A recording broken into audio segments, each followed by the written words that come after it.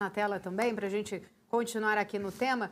Há 45 dias, né, na última reunião, a gente viu ali no comunicado, veio um comunicado muito duro, inclusive, que destoou muito com a ata, né? A gente teve ali duas leituras muito diferentes. A princípio, só pelo comunicado já se parecia que não haveria ali possibilidade de redução de corte de juros. A ata depois veio aí, né, bem diferente. Inclusive, essa foi uma das críticas muito grandes em relação a essa divergência.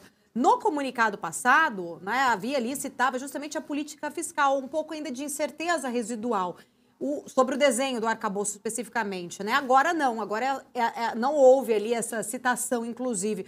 Queria entender, na opinião de vocês, vou começar com o Vandick. Vandick, o que pesou mais, inclusive, para o Banco Central retirar, né, agora essa frase, essa preocupação do fiscal do comunicado, sendo que o arcabouço ainda pode sofrer alterações lá na Câmara? Paula, esse foi a minha grande preocupação quando eu vi o comunicado, quando eu analisei a decisão. Vi que não existia uma única menção ao arcabouço fiscal, que ainda não existe, né? O Brasil está navegando em mares que ainda não fazem parte dos mapas, né? A gente tem um gasto exorbitante por parte do governo, nós temos uma política bastante restritiva em termos de taxa de juros, mas o governo que deveria, ao invés de fazer um cabo de guerra com o Banco Central, ajudar no lado do gasto, principalmente fazendo um arcabouço fiscal que tem as duas pré-condições para que ele possa realmente vigorar de fato, não somente de palavra ou de lei. O Brasil tem essas coisas, de lei que não pega, né? Então, o que nós temos? Primeiro, ele tem que ser crível, né? Se esse arcabouço pode ser mudado, alterado, ele é volúvel a decisões do governo, de decisões políticas, ele não tem credibilidade. O arcabouço atual, que ainda não foi promulgado, ele é volúvel, ele não tem credibilidade, porque a gente já está tentando alterar o arcabouço para esse ano. Começou tentando para o ano que vem, e esse ano já existe um empurra para frente com a barriga. Nós estamos flertando com um déficit primário gigantesco. Daqui para frente, hoje, dia 3 de agosto, nós temos que arrecadar cerca de 100 bilhões de reais para ficar no 0 a 0. Quer dizer, nós estamos remando contra a corrente, não vamos chegar nesses 100 bilhões, a não ser que exista aumento de imposto. Tá? Segundo ponto para o arcabouço ser execuível, né? Ele tem que ser execuível. Dá para fazer? Como é que dá para fazer um arcabouço acontecer se ele depende majoritariamente de receitas excepcionais? Né? Não haverão receitas excepcionais porque nós não estamos vivendo um ciclo de commodities novo. E o Brasil é dependente de commodities, principalmente da atuação da economia da China, que anda de lado, né? Ela tem crescido marginalmente, mas muito aquém da expectativa dos 5,5%. Não vai crescer 5,5%, com isso o Brasil não vai ter uma abundância de demanda, principalmente minério de ferro e outras commodities relevantes. Então isso pode tirar do cardápio de alternativas. Então como é que vai ser? Já começa manco? A minha opinião, a minha visão é que ele começa manco. Não acho que o Banco Central errou, de novo, existiam condições técnicas para tomar decisão. Não seria a minha decisão 0,5%, seria 0,25% para umas 3 sessões de comitê monetário, viria para onde a economia estava indo, ancoragem, né? Ancoragem das expectativas, que principalmente no médio e longo prazo ainda não estão bem alinhados. A gente tem que ter a certeza, segurança que as expectativas estão alinhadas, porque se a gente não entende que conseguiu alinhar as expectativas, nós vamos ter que ver o resultado através de dados. Na hora que chega a inflação, a gente nota para onde vai. E não é legal isso, porque você pode ter que tomar decisões muito mais drásticas. Passa a ser um processo de maiores estridências, decisões maiores, decisões mais conturbadas e polêmicas. Por isso que é tão importante medir as expectativas de inflação, ao invés de esperar para ver, sai o dado e a gente toma uma decisão. A minha preocupação com aumentos, né, com cortes, desculpe, de 0,5% é exatamente essa, que a gente pode criar o ambiente, como o próprio Fábio falou, que o dólar já está reagindo, esse prêmio do Brasil diminuiu, Estados Unidos aumentando taxa de juros, Banco da Inglaterra aumentando taxa de juros, dado o risco Brasil, dado o risco político do governo atual, de repente esse diferencial não é suficiente para eu manter meus dólares aqui e eu vou embora buscar alguma coisa que me remunere bem, menos do que o Brasil, mas me remunere bem, mas que ofereça também um risco muito menor. O Brasil não pode andar com as suas próprias pernas, como disse o Fábio, E isso é realidade. O Brasil precisa estar ancorado em decisões de países relevantes. O Brasil não é um país relevante no globo. O Brasil ele é um price taker quando chega à questão de taxa de juros. Estados Unidos aumenta a taxa de juros, vai provavelmente ter mais um aumento, isso vai impactar diretamente no câmbio. Lembrem-se que câmbio é uma das alavancas da inflação, dependendo como ele impacta a economia brasileira. Hoje eu tenho menos medo porque existe queda do preço de commodities, principalmente de alimentação, mas o que tem a ver com o transporte e o preço dos combustíveis, porque o petróleo vem subindo, paulatinamente vem subindo. Nós temos uma desarticulação, principalmente nas cadeias produtivas relacionadas a trigo, fertilizantes e petróleo em função da guerra na Ucrânia. Então esse é o momento de alta vigilância e parcimônia, não é o momento de brincar. Não acredito que o Banco Central tenha brincado, não me leiam errado, mas é importante não desancorar as expectativas, falar que agora é uma festa, um oba-oba e as pessoas vão voltar às compras. Obviamente, né, com um corte de 0,5%, a gente ainda tem taxa real de juros a maior do mundo. Então isso faz com que exista uma contenção no processo de demanda. Mas a sinalização foi dada. E a respeito dessa situação também, Van Dijk? Obrigado, Fábio. Obrigado, Felipe. Fábio, o grande perigo dessa situação nos Estados Unidos e a minha leitura por parte do rebaixamento da nota de risco americana é o seguinte: nós temos uma dívida gigante. Nós temos um endividamento privado e público enorme. Só que os Estados Unidos têm a taxa de desconto Fed e ele pode imprimir mais dólar.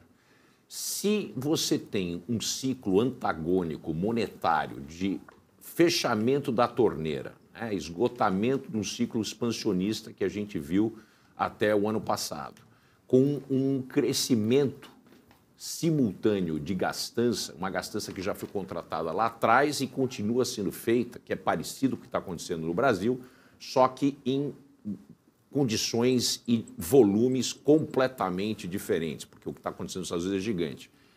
A preocupação é que a inflação não vai cair do patamar, não vai chegar onde ela precisa chegar, a gente vai ter que ter contínuos aumentos de taxa de juros, mesmo com inflação em trajetória de queda, mas não na sincronia com os 2%, porque existe uma ameaça, uma expectativa do mercado de qualquer momento o governo apertar o freio monetário e a inflação voltar a crescer. A grande preocupação é exatamente essa, porque, não se esqueçam, a inflação serve como um desconto na dívida nominal do governo. Então, quando a dívida é muito alta, a opção do governo para reduzir nominalmente a dívida é deixar a inflação correr solta. Isso corrige em maneira positiva para o governo, mas negativa para a população. Então, esse é um dos pontos cruciais na decisão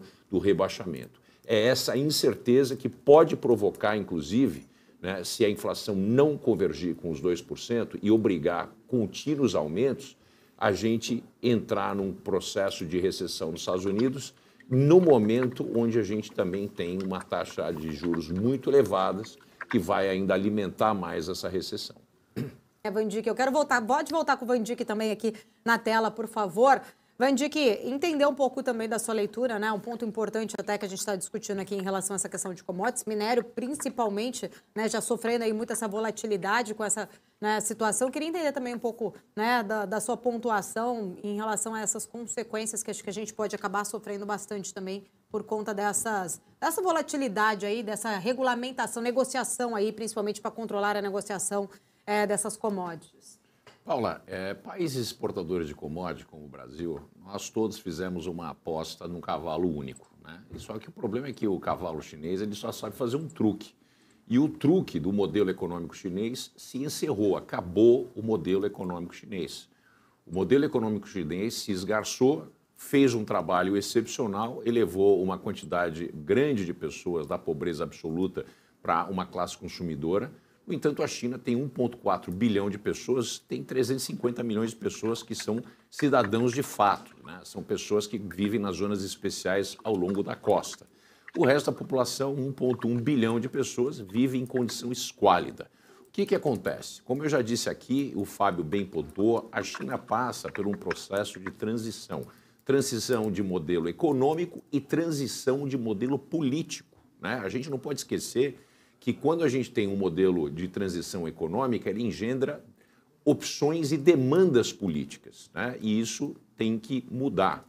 Como a China é uma ditadura, pressões para mudanças de modelo político não são bem-vindas. Então, o país fica um limbo nessa expectativa.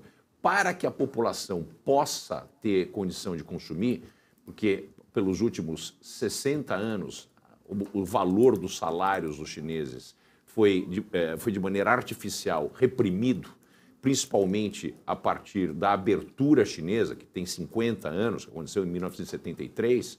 Então, essa abertura fez com que a China se transformasse um polo de produção e, com isso, um governo que é uma ditadura fez com que os salários permanecessem bem achatados, produtividade era baixa, mas você tinha muita gente, você colocou mais gente para poder ajudar na produção dos bens que foram produzidos e são produzidos na China. Esse modelo acabou. Esse modelo acabou porque hoje o modelo chinês, a população chinesa, a economia chinesa demanda um crescimento que vem tanto de demanda externa, que foi o que levou a China a esse milagre, como demanda interna. No entanto, demanda interna tem que ter 2 pontos. A liberalização do mercado de trabalho, fazer com que onde existe demanda, os salários aumentem e o capital seja alocado nessa direção. Com isso, você cria uma classe consumidora em massa. Um país que produz a quantidade de bens que a China produz, ela não pode apenas contar com os ventos externos. É o mesmo erro de todos os países emergentes, né? A gente conta com ventos externos para commodities e a China tem o mesmo tipo de comportamento com bens manufaturados e semi-manufaturados. Depende da demanda externa, porque não existe, né, a absorção desses produtos internamente, ou muito pouca absorção vis-à-vis a quantidade de produção. E isso tem que mudar. Agora, para mudar, nós temos que ter o império do mercado. Né? O império do mercado, não o império das decisões arbitrárias de um ditador, de um partido. Quando você tem o império do mercado, você tem um ambiente de eficiência alocativa, né? E essa eficiência alocativa vai ensinar para a gente, vai mostrar para a gente onde é que a gente vai colocar o capital. Para isso, precisa haver uma reforma política na China. A gente precisa ter uma contestação política. Quem vai ser eleito tem que ter uma competição entre alternativas de visões para o país. E isso não acontece na China. Existe um monopólio de decisões políticas que acabam impactando decisões econômicas. Por exemplo, a China cresceu e vem crescendo a reboque de grandes investimentos em construção civil.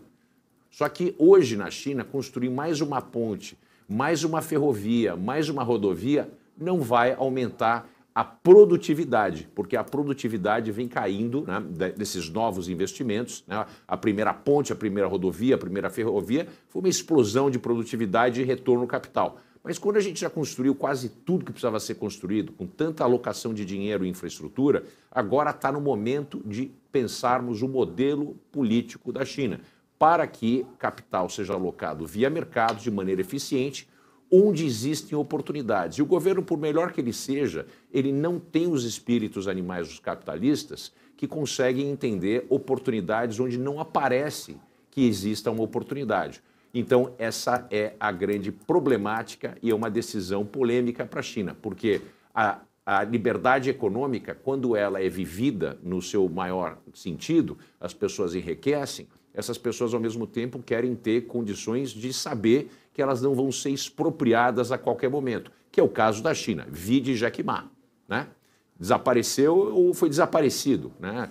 A decisão do governo chinês em reduzir o poder das empresas de tecnologia. Quer dizer, essas são decisões arbitrárias. Nós, no Ocidente, vemos empresas de tecnologia muito poderosas, a gente ameaça com regulação, né? Mas a gente nunca chega e desaparece com o Mark Zuckerberg, a gente não desaparece com alguém como o Elon Musk, né? Essas pessoas continuam lá e a gente tem um cabo de guerra de regulação, mercado, traz um pouquinho para cá, traz um pouquinho para lá. Mas isso não existe na China. Sem esse processo de mudança política, a China vai ficar parada onde ela está. Ela vai continuar crescendo, mas vai continuar crescendo marginalmente.